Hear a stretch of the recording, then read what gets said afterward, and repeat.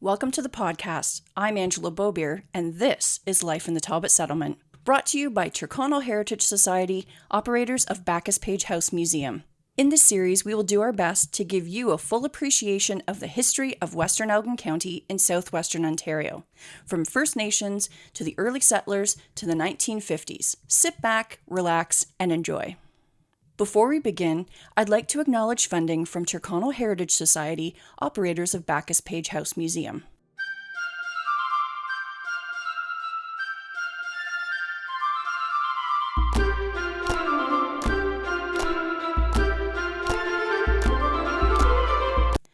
Merry Christmas, Happy Holidays, and Happy New Year from all of us at Backus-Page House Museum and Tyrconnell Heritage Society. It's that wonderful time of year again where we spread the historic Christmas cheer. It's our Roaring 20s Christmas episode. Before I get started, I want to thank everyone who has assisted the museum and the Tyrconnell Heritage Society in 2022. I especially want to thank our staff who's worked on the podcast, written scripts, taken the time to edit, come up with ideas. Thank you all so much. And a really special thank you to Katlyn Reintsma, who is our producer and our editor, writes quite a few of the scripts and comes up with a lot of these podcast ideas. You are doing a fantastic job, and thank you so much. Now, with this episode, while we're largely going to focus on the 1920s, we're going to start a little bit earlier in 1916 with 12-year-old Frances May Trothan as she writes a Christmas card for her family, likely to her older sister. And let's see what she had to say to them. From Tyrconnell on December 18th of 1916.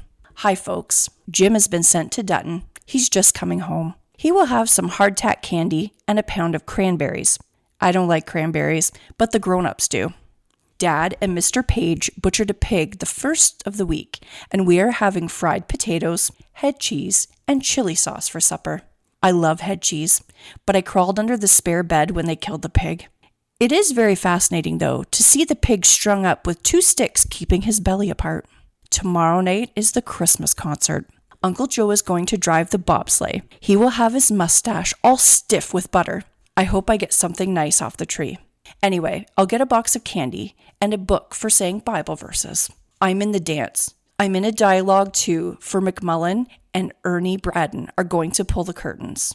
Ez will be wearing his Astrakhan hat and have his mustache trimmed. Maybe he will give me some gum. The church Christmas tree will smell as only a tree at Tyrconnell Church could smell. So fresh and sprucey.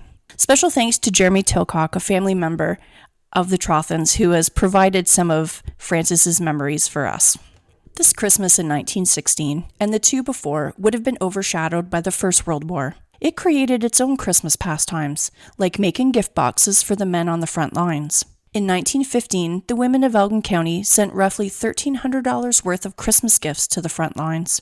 This included 129 pounds of fruitcake, 257 pounds of candy, 47 boxes of chocolate duds, 323 pints of jam, 553 pairs of homemade socks, 1,100 knitted washcloths, 234 quilted mattress covers, and $501.38 of money donations. Fresh socks were in such a high demand that Mrs. Scarrow, one of the organizers, created and distributed 2 runs across the county of a guide to knitting perfect socks.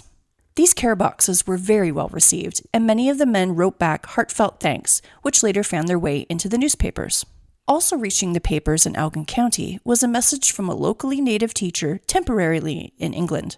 She had the opportunity to visit the war graves on the continent and wrote the Rodney Merchant to reassure everyone that their dead were being well tended. In the 1920s, Canada was not only still recovering from the war, but, like us today, coming out of a pandemic, commonly known as the Spanish flu or Spanish influenza. As the first years without a looming international disaster and a booming economy, everyone found themselves in need of the spirit and with money to spend on Christmas food, decorations, gifts, and cards. From stores everywhere, it was an advertising opportunity, and there was an increase in Christmas-themed advertising, especially with Santa Claus as the mascot. Before we talk about the gift receiving, let's talk about the giving that our communities still put first. Women's Institute Christmas efforts did not stop after the war ended. Christmas dinners were put on by women's institutes and fundraising events continued, but focuses would go to organizations at home. The Women's Institute in 1921 sent gift boxes like what went to the soldiers, but they sent it to the Byron Sanatorium. Similar organizations also planned festivities in hospitals for veterans and the public, raised money for the Sick Children's Hospital in Toronto, and donated to war orphans overseas. The recently appointed Great War Veterans Association also fundraised in support of Canadian children whose fathers were lost in the war. That's how they shared the Christmas spirit on a grand scale. But how did they foster it at home? A big part of Christmas was the Christmas meal. Turkey, chicken, pork, and ham were popular meats, and rural families, like Francis Trothan's, would still raise and kill their own animals.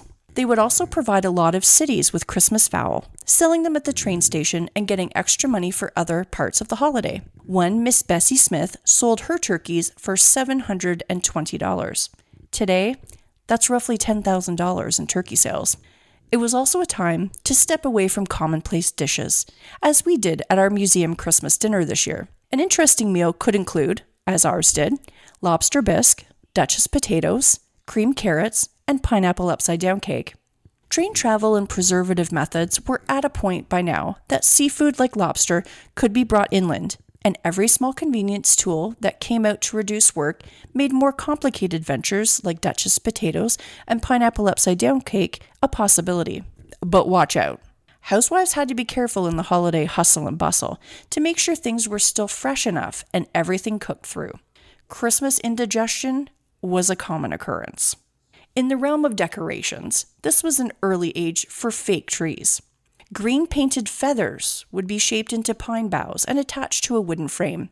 Gifts were hung on or around the tree, depending on what it could hold. Community tree celebrations were had in several towns and met great success, like today's lighting of the lights celebrations. Electric lights were making an appearance, however, they were most common for rich homes in cities and in stores to draw people to their windows. Electric lights would not become widespread until the 1930s. Instead, people decorated their windows with pots of late-blooming flowers. White hyacinths and narcissus, calla lilies, Christmas cactus, cyclamen, primulas, begonias, and late-flowering chrysanthemums were a few of the flowers that could be planted in late fall and bloom around the holidays. Gifts for the family were also beginning to stray from utilitarian things to more personal entertainment, although many folks still encouraged giving children gifts that would last. Clothes, pieces for the home, and farm tools were still popular, but these included more dress clothes and accessories, fancier dining ware, or a full smoking kit, matching trays and ash receivers, ivory, and decorative furniture. The farm tools saw the most dramatic change as they moved from animal and manpower to machines, crank corn shellers and tractors. Early model washing machines, like the ones on display in our agricultural center, were also popular. Those with greater means and aspirations asked for telephone lines, electric lights, a motor car, or movie tickets. Children and youth might ask for a radio, a model train, or Kodak camera, alongside Francis's candy, books, and gum. For more distant relatives, a decorated basket of cranberries was a nice craft to give. Interestingly, there was a report that many of the imported toys in 1920 were German. Extended Christmas hours were also common, and businesses would stay open longer the week before Christmas, although they all closed for the actual holidays. The advances of technology and rapid change of toys on the market led to some comedic miscommunications between children and parents. Here's a skit from the Rodney Merchant. Approaching the counter of a store, Mrs. Newrich said to the clerk, quote, "My little boy was disappointed in not getting a magnet among his Christmas presents. Have you any?" End quote. The clerk pulled something from behind the till. Quote, "Here's one at 50 cents. End quote. Mrs. Newrich looked at the little piece of metal and haughtily said, quote, "We don't have to buy such cheap-looking steel things. Show me something in silver." End quote. Speaking of cameras, we've all had to pose for Christmas photos, haven't we? Or perhaps you've received someone else's photos in a Christmas card. I know I've received 2 today. This was the age where those photo shoots started becoming popular. While they would not have gone into the cards just yet, cards were also a big part of the Christmas tradition. Whether they were homemade or pre-ordered, it was expected that everyone would give and receive Christmas cards.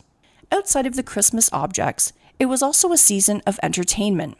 Churches and schools would put on Christmas concerts, like the one Francis was in between December 21st and 23rd, leaving the 24th and 25th for religious ceremonies and personal family gatherings.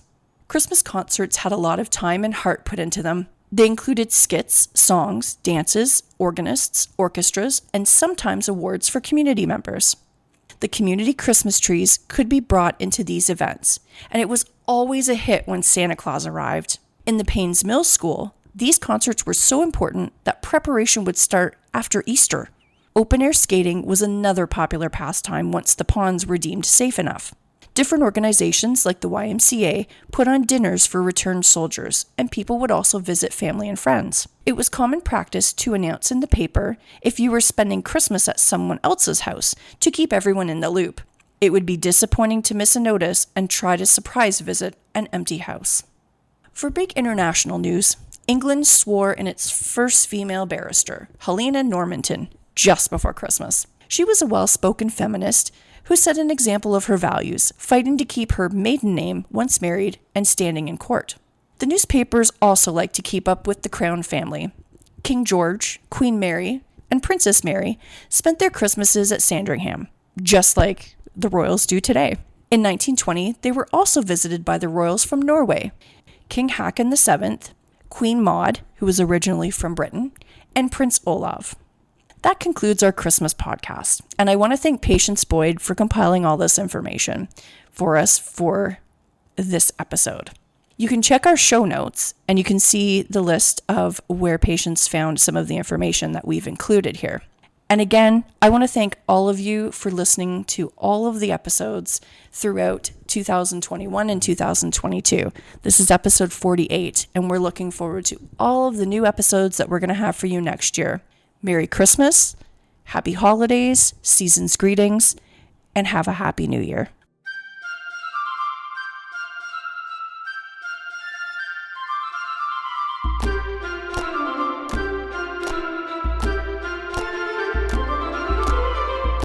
Please share the podcast with your friends and follow us on all social media platforms at Backus-Page House. The Backus-Page House Museum and Tyrconnell Heritage Society acknowledges the land we are on today as the traditional territory of First Nations people. As settlers at a settler-focused museum, we value both the significant historical and contemporary contributions of all original peoples and ask how we can be supportive in Indigenous cultural renewal. Life in the Talbot Settlement is a production of Tyrconnell Heritage Society, operators of Backus-Page House Museum. Your host has been Angela Bobier, music provided by Jack Witmer, and thanks to our producer, Katlyn Reintsma. To make a charitable donation, become a Tyrconnell Heritage Society member, and to contact the Backus-Page House Museum, please visit our website, www.backuspagehouse.ca. Thank you again for listening.